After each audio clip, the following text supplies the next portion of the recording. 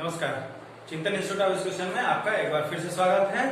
आज मैं आप लोगों के लिए जो शीर्षक लेकर के आया हूं वह है समानुपात, और यह शीर्षक आप देखेंगे बीडीसी के लिए बहुत ही महत्वपूर्ण है, उनके सिलेबस में है और साथ ही सीटेट और टेट में भी इससे आधारित प्रश्नों को पूछा जाता है। तो चलते हैं हम लोग समानुपात पर। पिछले वीडियो में मैंने आप लोगों के सामने अनुपात इसके बारे में बताया था और आप वहां पर देखें कि अनुपात को लिखने के लिए हम मान लेते हैं कोई दो पद है हमारे पास a और b, ये दो पद हैं या राशियां हैं, तो इनके बीच में हम ये दो बिंदु लगा करके अनुपात को इस प्रकार से दर्शाते हैं। ठीक है, तो आप देखेंगे जो अनुपात में ये जो भी दो पद या राशियां अनुपात में होती हैं उनमें से इन दोनों ये जो दोनों पद हैं हमारे उनको शून्य नहीं होना चाहिए। ठीक है, ये a does not equal 0 और b does not equal 0। अनुपात में हमें ध्यान रखना होगा कि जो दोनों ही पद हैं वह 0 नहीं होने चाहिए। ठीक है, अब हम आते हैं अनुपात समानुपात पर। समानुपात क्या है?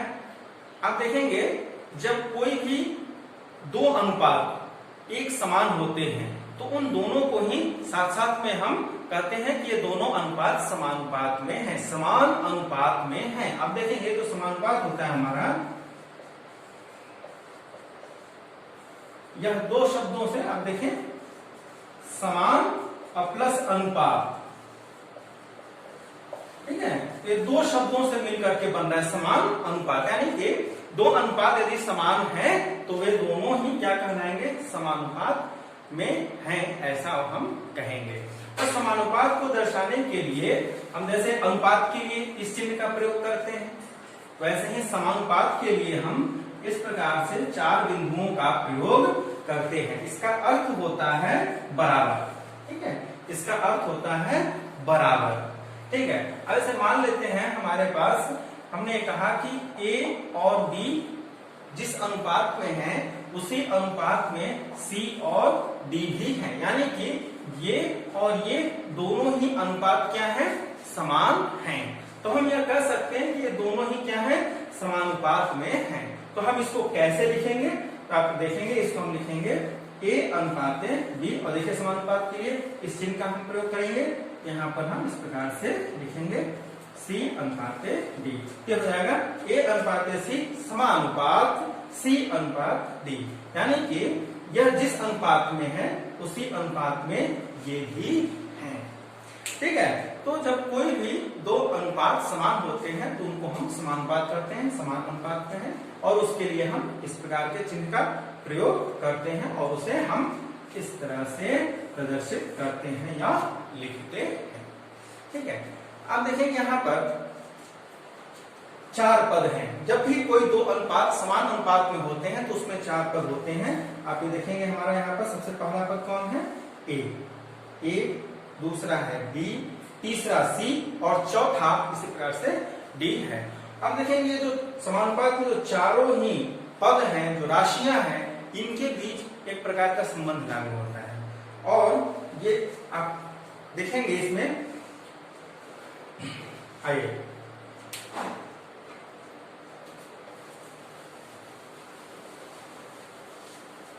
क्या संबंध लागू होता है उसे हम लोग देखते हैं। देखें हमारा a अनुपात b समानुपात ये हो गया हमारा c अनुपात d। हम a अनुपात b को क्या लिखेंगे? इसे हम a अपॉन b लिख सकते हैं और ये बराबर, और ये हो जाएगा c अनुपात d। इस प्रकार से हम a अनुपात b को हम a by b और c अनुपात d को c by d, और ये बराबर है। इस प्रकार से हम इसको लिख सकते हैं। तो आप देखेंगे यहाँ पर ये a बटे b बराबर c बटे d है। यहाँ हम क्रॉस मल्टीप्लीकेशन कर देंगे इस प्रकार से, a का d के साथ और c का d के साथ हम मल्टीप्लाई कर देंगे। तो ये क्या हो जाएगा? ये हो जाएगा हमारा, इसका यहाँ पर मल्टीप्लीकेशन हो जाएगा तो b इंटू सी, और इसका यहाँ पर हो जाएगा तो 1 इंटू d। तो यदि हम ये कहें कि कोई दो अनुपात समान अनुपात में है तो उनमें इस प्रकार का संबंध लागू होता है। इसे आप इस तरह से भी लिख सकते हैं b गुणे c अनुपात a गुणे d। ठीक है, तो आप यहाँ ये कह सकते हैं कि यदि कोई दो अनुपात, ये A अनुपात B और C अनुपात D समान अनुपात में है, तो आप ये कह सकते हैं कि यहाँ आप देखें B क्या है, यहाँ पर दूसरे स्थान पर है, ठीक है, सेकेंड स्थान पर है, और ये थर्ड, ठीक है, C क्या है, थर्ड स्थान पर। तो दूसरे और तीसरे पद का अगर हम गुणा कर दें तो वह इस चौथे और इस पहले और इस चौथे पद के गुणनफल के बराबर होता है। यहाँ पर आप ये देख सकते हैं, ये हमारा क्या है, दूसरा पद, ये हमारा तीसरा पद, और यहाँ पर ये प्रथम है, प्रथम पद, और ये चतुर्थ या चौथा पद है, ठीक है। तो अब देखेंगे किसी भी समानुपात में दूसरा और तीसरे पद का गुणनफल, दूसरे और तीसरे पद का गुणनफल पहले और चौथे पद के गुणनफल के बराबर होता है, ठीक है। तो ये आपको विशेष रूप से ध्यान में रखना है, ठीक है।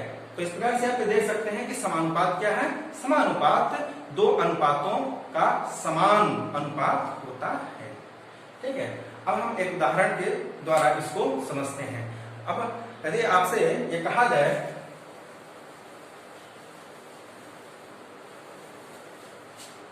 कि दो लड़के हैं A और B, A मार्केट में जाता है और वह 3 पेन खरीदता है, उसने 3 पेन खरीदा, कितने का, तो मूल्य है 15 रुपए, ठीक है। A ने 3 पेन 15 रुपए में खरीदा। वहीं एक और लड़का है B ने 8 पेन खरीदे, कितने भाई, 8 पेन खरीदे, कितने में, 40 रुपए में। अब आपसे पूछा जाए कि A और B में से किसके द्वारा खरीदा गया पेन अधिक महंगा है या सस्ता है, तो आप क्या जवाब देंगे।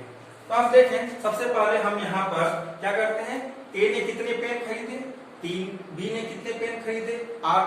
तो इन दोनों ही द्वारा खरीदे गए पेनों का अनुपात क्या है, तो हम सबसे पहले इन दोनों ही द्वारा खरीदे पेनों का अनुपात निकालते हैं। तो आप देखेंगे A ने कितना पेन खरीदा है, A ने 3 पेन खरीदे, B ने 8 पेन खरीदे हैं, तो इनका अनुपात क्या हो जाएगा, A और B के पेनों का अनुपात हो जाएगा, इनके द्वारा खरीदे गए पेन का अनुपात ये हो जाएगा 3:8, ठीक है, 3:8 हो जाएगा। फिर आप देखें, अब हम आते हैं मूल्य पर। A ने 3 पेन खरीदने के लिए कितने रुपए खर्च किए, 15 रुपए खर्च किए, ठीक वैसे ही B ने 8 पेन खरीदने के लिए कितने रुपए खर्च किए, 40 रुपए खर्च किए। अब हम इनके यह जो धन है, जो पैसा इन्होंने खर्च किया, उस रुपए का भी अनुपात निकाल लेते हैं। तो A और B द्वारा इन पेनों को खरीदने के लिए जो धन खर्च किया गया उसका हम अनुपात निकालते हैं, ठीक है। तो ये हो जाएगा हमारा पेन के मूल्य का अनुपात। पेन के मूल्य का अनुपात ये 15 है, तो सबसे पहले हम A का 15 लिख लेते हैं, अनुपात ये कितने में खरीदा है, 40, ये हो जाएगा 40। अब इसको हम सरल कर देंगे, ठीक है। तो ये कितना आ जाएगा, जब हम इसको सरल करेंगे तो ये कितना आएगा हमारा, हम इसको अलग से कर लेते हैं, तो हो जाएगा 15/40, 5 से भाग देते हैं, ये 3 बार जाएगा और ये 8 बार, तो कितना आ गया 3/8, या आप इसको क्या लिख सकते हैं अनुपात के रूप में, 3:8। यानी कि जो पेन का मूल्य है, इन दोनों ही द्वारा खरीदे गए पेनों का मूल्य वह किस अनुपात में है, वह 3:8। तो आप यह देखें कि पेन का अनुपात 3:8, उनके मूल्यों का अनुपात 3:8, दोनों ही अनुपात क्या है, समान है। इसका मतलब क्या है कि A और B दोनों ने जो पेन खरीदा है वह समान मूल्य के पेन वह खरीदे हैं। अगर यहाँ पर जो अनुपात है यह समान नहीं आया होता तो हम कहते हैं कि किसी एक का पेन महंगा है या किसी एक का सस्ता है, ठीक है। अब एक और एग्जांपल मैं देता हूं समानुपात का, आप उसे देखें ध्यान से।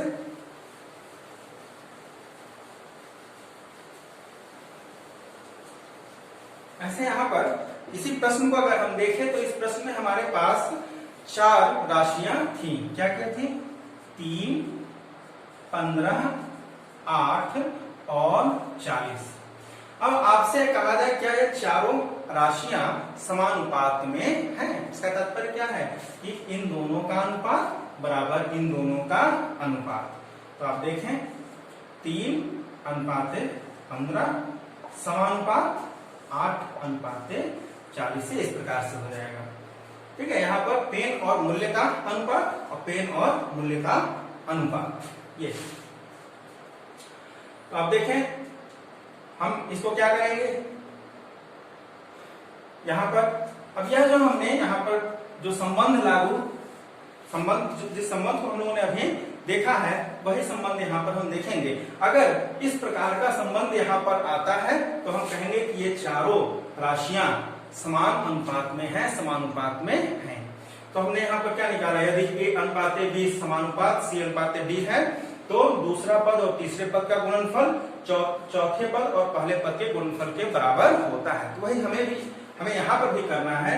तो देखिए ये दूसरा पद और ये तीसरा पद, इन दोनों का गुणनफल यदि पहले पद और इस चौथे पद के गुणनफल के बराबर है तो हम ये कहेंगे कि ये चारों ही राशियां समानुपात में हैं। आइए देख लेते हैं। तो ये हो जाएगा हमारा 3 × 40 बराबर 15 × 8। तो ये हो जाएगा हमारा 120 और ये हो जाएगा 120। देखिए बराबर आएगा। इसका मतलब क्या है, हम कह सकते हैं कि यह जो चार राशियां हैं अगर ये समानुपात में है ऐसा कहा जाए तो यह सत्य है। ठीक है, तो इस प्रकार से हम ये देखते हैं कि समानुपात दो ऐसे अनुपात जो समान हैं तो उनको हम समानुपात कहते हैं और उनके मध्य एक प्रकार का संबंध लागू होता है। और संबंध क्या है आप देखेंगे, यदि कोई भी दो अनुपात समान है तो दूसरा पद मल्टीप्लाई बाई तीसरा पद यानी दूसरे और तीसरे का गुणनफल पहले और चौथे के गुणनफल के बराबर होता है। ये इस प्रकार से आप समानुपात को निकाल लेंगे और ये यहाँ पर इस विधि के द्वारा आप इसको जांच लेंगे कि कोई भी चार पद समानुपात में है या नहीं है। ठीक है, तो आज के लिए इतना ही। अगली वीडियो में मैं इससे संबंधित प्रश्नों को लेकर के आऊंगा, तो वीडियो देखना ना भूलें, बने रहिए हमारे साथ। धन्यवाद।